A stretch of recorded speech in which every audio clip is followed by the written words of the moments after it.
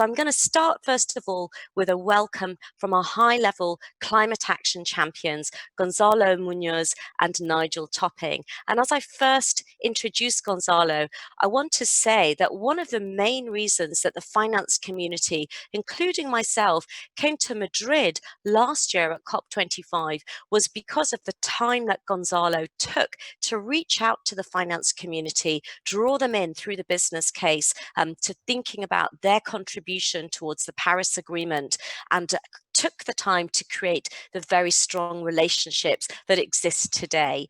So with that, I'm going to pass over now to Gonzalo and Nigel. Thanks so much, Sagarika.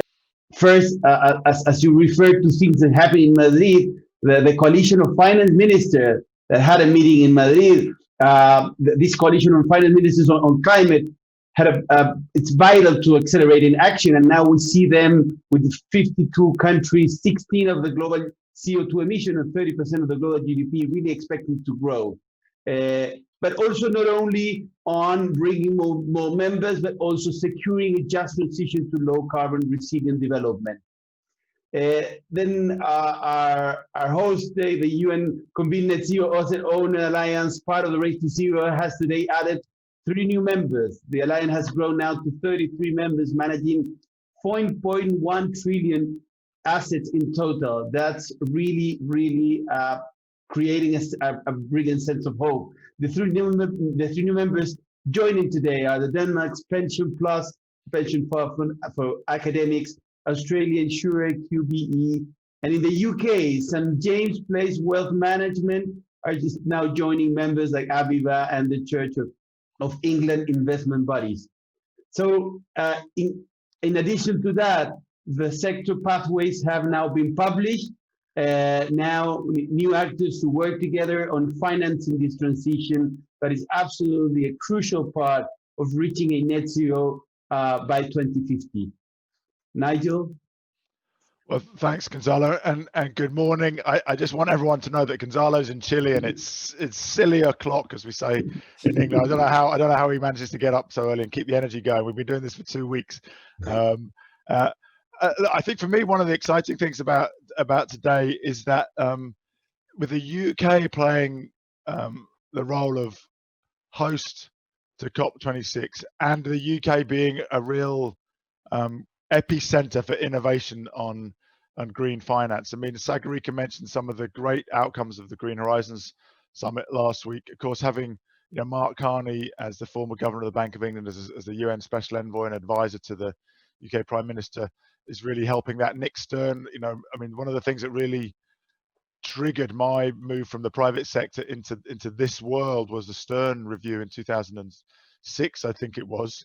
Gosh, I've been doing this for nearly 15 years now. And Nick's understanding of the geopolitics and the global financing challenges, which are so key to this, has been fantastic. And we have Rhianne Marie Thomas leading the Green Finance Initiative. If you look at a lot of the leading work that's been done by that started out as NGOs, if you look at disclosure, CDP, if you look at understanding the issue of stranded assets, Carbon Tracker Initiative, if you look at accelerating green finance, the climate bonds initiative, all those were little NGO startups like 10, 15, 20 years ago in London. So it's exciting to be, able to use that innovative finance power from the UK. And of course, I'm really looking forward to speak. PRI is also based in London, right? Sagarika and Aviva have played a leading role in so many things. I'm looking forward to speaking with Steve later. Look, it seems to me that there are some really crucial priorities for the finance sector. One is we need every actor in the finance sector to, frankly, wake up, smell the roses, join those pioneers like Aviva and commit to net zero. I mean, it's inevitable.